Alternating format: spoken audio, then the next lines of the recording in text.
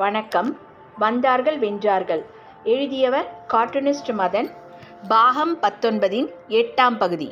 ஆலம்கீர் ஓர் அலசல். இன்றைக்கும் அவுரங்கசீப் என்ற ஒரு தனி மனிதரை ஒரு வட்டத்துக்குள்ளே அடக்கி விளக்க முடியலன்னு சொல்லிட்டு பல வரலாற்று ஆசிரியர்கள்லாம் ஒப்புக்கிறாங்க. இருந்தபோதும் சரி, இறந்த பிறகும் சரி, ஒரு புரிபடாத விடுவிக்க முடியாத ஒரு பெரும் புதிராகவே விளங்கினார் அவுரங்கசீப். பாதுஷாவோட குறைகளை மட்டும் வருஷப்படுத்தி ரொம்ப மோசமானது ஒரு அரசர்னு முத்திர குத்தும் சரித்திர ஆசிரியர்கள்லாம் இருந்தாங்க. இவரை மிஞ்சிய சிறந்த ஆட்சியாளர் யாரும் இல்லைன்னு புகழ் பாடுறவங்களும் இருந்தாங்க. ரெண்டு தரப்பினருமே எடுத்து கையால ஏராளமான வாதங்கள் வரலாற்றோட கைவசம் உண்டுன்றத ஒப்புக்கணும். அவுரங்கசீப் ஒரு சரியான கொலைகார ஆசாமின்னு பொதுவாக ஒரு கருத்து உண்டு. மற்ற பல மன்னர்களை விட அப்படி ஒன்றும் ரத்தம் சிந்துவதில் அவுரங்கசீப் ஆர்வம் காட்டியதா தெரியல. தைமூரை போலவோ, அலாவுதீன் கில்ஜியை போலவோ அல்லது முகமது பின் துக்ளக் போலவோ கன நேரத்தில் உணர்ச்சி வசப்பட்டு யார் தலையையும் சீவியதில்லை பாதுஷா. ஒவ்வொரு சுல்தான் ஆட்சியிலும் அரியணைக்காக வாரிசுகள் வாளெடுத்து மோதிக்கினாங்கன்னு பார்த்தோம். ஷாஜகான் தனக்கு போட்டியாக இருந்த உடன்பிறப்புகளை எல்லாம் தீர்த்து கட்ட செய்து பிறகே ரத்த படிக்கட்டில் ஏறி மகனை சுட்டிக்கிட்டாருன்னு பார்த்தோம். எனவே இந்த விஷயத்தில் அவுரங்கசீப்பை மட்டும் தனிமைப்படுத்திட முடியாது. ஆனால் பாதுஷாவோட அண்ணன் தாராஷூக்கோ ஒரு அறிஞராகவும் மென்மை மிகுந்தவர் என்ற இமேஜ் கொண்டவராகவும் இருந்ததால் அவரோட ஒரு மரணம் உணர்ச்சிகரமாக அமைஞ்சது. அதிக அளவு கவனத்தையும் ஈர்த்தது. அதே மாதிரி அவரோட தந்தையார் ஷாஜகான் அவுரங்கசீப் நடத்திய விதம் ரொம்ப மோசமானது தான். வீட்டு சிலையில் தள்ளி கேவலமாக மகன் நடத்தியது குறித்து யாராலையுமே ஏற்றுக்க முடியாது. தங்களோட முன்னேற்றத்துக்கு இடையூறாக அமைந்த தந்தையையும் வளர்த்து ஆளாக்கிய பெரியவர்களையும் வெட்டி சாய்த்துட்டு அரியணைக்கு சென்றவர்கள் இந்திய மற்றும் உலக வரலாற்று பக்கங்களில் நிறையவே இருக்காங்க. ஏதோ அவுரங்கசீப் மட்டும் தந்தையை உயிரிழனாவது விட்டார். புதிரால் சுற்றப்பட்ட முரண்பாடுகளோட கலவைதான் அவுரங்கசீப். அவருடைய தனிப்பட்ட வாழ்க்கை ஆனால் எளிமை, கட்டுப்பாடு, கண்டிப்பு மிகுந்ததாக இருந்தது. உணர்ச்சிகளுக்கு அவர் கடைசி வரை அடிமையானதே இல்லை. ஹீராபாய் விஷயத்தில் கொஞ்சம் பாதுஷா தடுமாறியதை நம்ம மறந்துடலாம். குடிப்பழக்கம் அவருக்கு இருந்ததே இல்லை. உணவு மற்றும் உடை விஷயத்தில் ஆடம்பரத்தை அவர் அனுமதித்ததில்லை. பேர குழந்தைகளோட எப்போதாவது நேரம் கழித்த பொழுதும் அவர்களை மடியில் அமர்த்தி இறைவனின் பெருமைகளை எல்லாம் தெளிவாகவும் சுவையாகவும் சொல்கிறது தான் தாத்தா அவுரங்கசீப்போட வழக்கம். அர்த்தமில்லாத விளையாட்டுக்கள், வெட்டி பேச்சுக்கள்லாம் கூடவே கூடாது. அதே மாதிரி ராஜாங்க விஷயங்கள்லையும் ஆஸ்தான சபையிலையும் மரபுகளும் சம்பிரதாயங்களும் மீறப்பட்டதில்லை. அதில் ரொம்ப கண்டிப்பு காட்டினார் ஆலம்கீர். அவரோட சமகாலத்தில் வாழ்ந்த ஒரு வரலாற்று குறிப்பாளர் விவரிக்கிறார். பாதுஷா ஆஸ்தான மண்டபத்தில் அமர்ந்திருக்கும் பொழுது சபையில் ஒரு கௌரவமான அமைதி நிலவும். யாரும் தப்பு தவறுமா எதையுமே பேசி நான் பார்த்ததே இல்லை. சபையில் இல்லாத ஒருவரை பற்றி கேலியாக பேசியும் பார்த்ததில்லை. யாராக இருந்தாலும் சரி, மிகவும் மரியாதையான அடக்கமான வார்த்தைகளையே பேசணும். சொல்வதை தெளிவாக தீர்க்கமாக சொல்லணும். தினமும் 2 அல்லது 3 முறை ஆஸ்தான மண்டபத்தில் அமர்ந்து மக்கள் குறைகளை எல்லாம் கேட்பார். அப்போ யார் வேண்டுமானாலும் நேரடியாக தங்கள் பிரச்சனைகளை மன்னர்கிட்ட கூறலாம். அதே சமயத்தில் யாரெல்லாம் அவமரியாதையாக பேசுகிறாங்களோ, அகம்பாவமாக நடந்துக்கிறாங்களோ அவங்கெல்லாம் டெல்லி நகரை விட்டு அதிகாரிகளால் அப்புறப்படுத்தப்பட்டாங்க.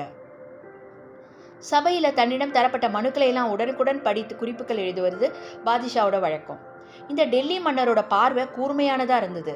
மூக்கு கண்ணாடி உதவிகள் எதுவுமின்றி அலுப்பு தட்டாத முகபாவத்துடன் விறுவிறுன்னு மனுக்களை தானே படித்து அதில் உடனுக்குடன் குறிப்புகளை சக்கரவர்த்தி எழுவதை பார்த்தபோது வியப்புத்தான் இருந்தது என்று 1695ஆம் ஆண்டு இத்தாலியிலிருந்து டெல்லிக்கு வந்து சில காலம் அரண்மனையில் தங்கியிருந்த கேரேரி என்ற மருத்துவர் குறிப்பிடுகிறார். மூக்கு கண்ணாடி என்ற புருவத்தை உயர்த்துபவர்களுக்கு கிபி 700ஆம் ஆண்டு வாக்கிலேயே சீனாவிலும் இந்தியாவிலும் மூக்கு கண்ணாடிகள் புழக்கத்தில் வந்துடுச்சு. இம்போர்ட்டட் என்பதால் விலைதான் கொஞ்சம் அதிகம். வெகு தொலைவில் முகாமிட்டிருக்கும் தளபதிகளுக்கும் அமைச்சர்களுக்கும் கவர்னர்களுக்கும் கூட பாதுஷா கிட்டேருந்து ரெகுலராக கடிதங்கள் வரும் போகும். பல நூற்றாண்டுக்கான கடிதங்கள் தொலைந்து போனாலும் 2000க்கும் மேற்பட்ட பாதுஷா எழுதிய மற்றும் டிக்டேட் செய்த கடிதங்கள் இன்னைக்கும் இந்தியாவிலும் இங்கிலாந்திலும் உள்ளது. அவுரங்கசீப் பற்றிய குணநலன்கள் பற்றி ஓரளவு புரிந்து கொள்ள இதெல்லாம் உதவுது. தந்தையோடு தகராறு செய்து கொண்டிருந்த சமயம் அவுரங்கசீப் அவருக்கு எழுதிய ஒரு கடிதத்தின் சில வரிகள் இதோ. ஓநாயாக பிறந்துவிட்டு ஆடு மேய்க்கும் வேலை பார்க்க விரும்பக்கூடாது. ஒரு மன்னரோட கடமை குடிமக்களை கட்டி காப்பது, உல்லாசமாக வாழ்வதிலும் கேளிக்கைகளில் ஆர்வம் காட்டுவதிலும் அல்ல. உடல்நலம் கருதி ஆலம்கீருக்கு சற்று ஓய்வெடுக்க வேண்டும்னு ஒரு தளபதி பாதுஷாவுக்கு கடிதம் எழுதினாரு. இறைவன் கருணையால் நான் நாடால் அனுப்பப்பட்டிருக்கிறேன். கடைசி வரை உழைக்க வேண்டியது என்னோட கடமை. எனக்காக அல்ல, குடிமக்கள் நலனுக்காக. மக்கள் மகிழ்ச்சியோடு பின்னி பிணைந்தாலே ஒழிய எனக்கு என்று தனிப்பட்ட மகிழ்ச்சி எதுவும் கிடையாது என்று அவுரங்கசீப்பிடமிருந்து பதில் கடிதம் போனது. தன் சாம்ராஜ்ய வெற்றிகளை பற்றி ஷாஜகான் பெருமையோடு அவுரங்கசீப்புக்கு சுட்டிக்காட்டி ஒரு கடிதம் எழுதினார். அதில் பெரும் வெற்றி கண்ட மன்னர்கள் எல்லாம் சிறந்த மன்னர்கள் என்று அர்த்தமல்ல. நாகரிகமில்லாத காட்டுமிராண்டி மன்னர்கள் கூட பல நாடுகளை வெற்றி கண்டிருக்கிறார்கள். அவர்கள் சிறப்புமிக்க மன்னர்கள் என்று பொருளா என்ன? அதே போல மிகப்பெரிய வெற்றிகள் எல்லாம் சில ஆண்டுகளில் உதிர்ந்து துகள்களாக போன நிகழ்ச்சிகளும் உண்டு.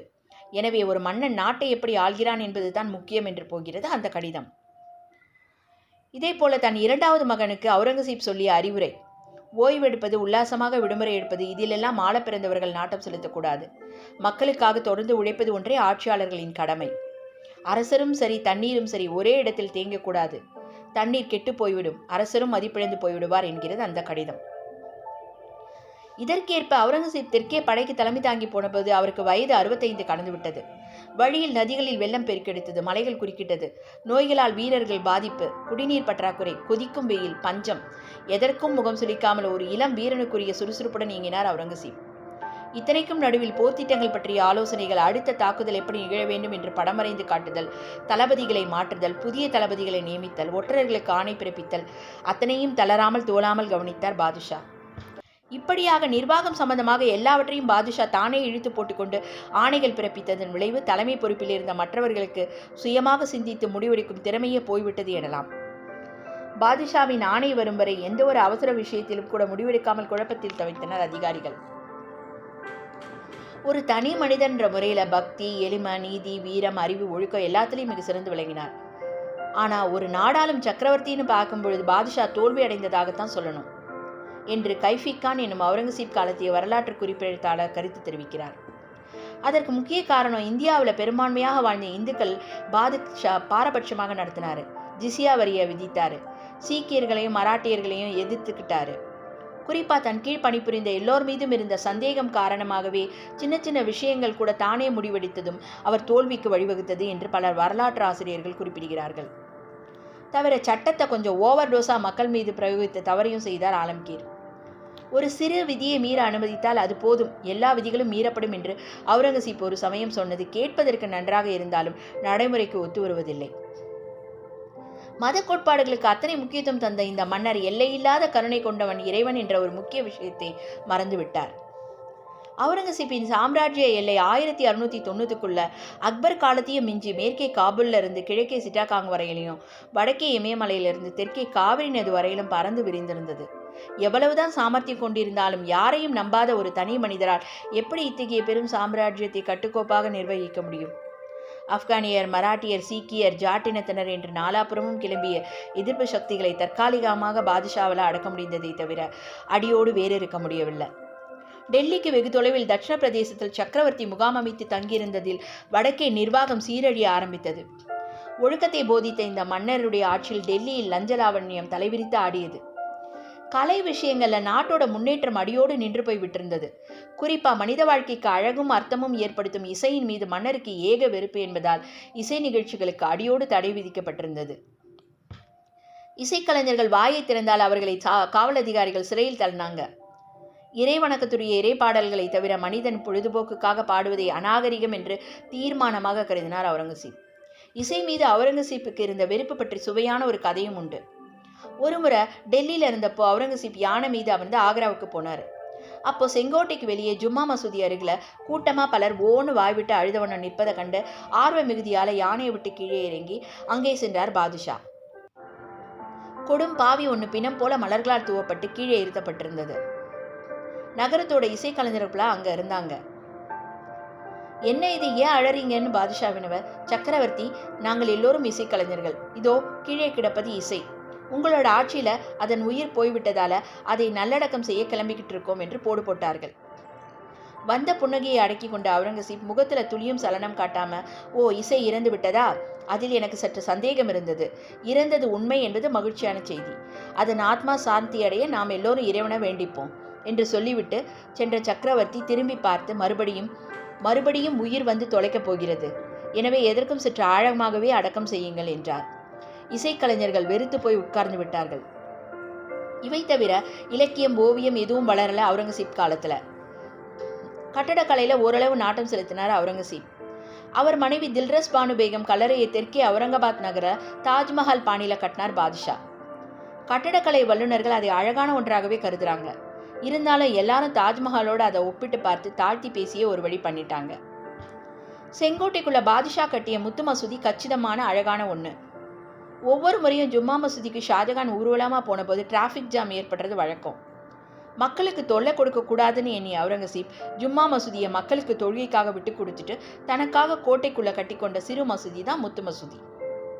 அதே மாதிரி லாகூரில் சக்கரவர்த்தி கட்டிய பாதுஷாஜி மசூதி அழகிய எளிமையான சதுர டிசைன்களுடன் நவீன அழகுடன் கட்டப்பட்டாலும் அதையும் சில வரலாற்று ஆசிரியர்கள் டெல்லி ஜும்மா மசூதியோடு ஒப்பிட்டு இது இரண்டாம் பட்சம் தான் என்று முகம் சுளிக்கிறார்கள். ஷாஜகான் படைத்த தாஜ்மஹால் காதலையும் கனிவையும் சோகத்தையும் ஒரு கலைஞருக்குரிய உணர்ச்சி பிரவாகத்தையும் இனம் புரியாமல் பிரதிபலிக்கிறது.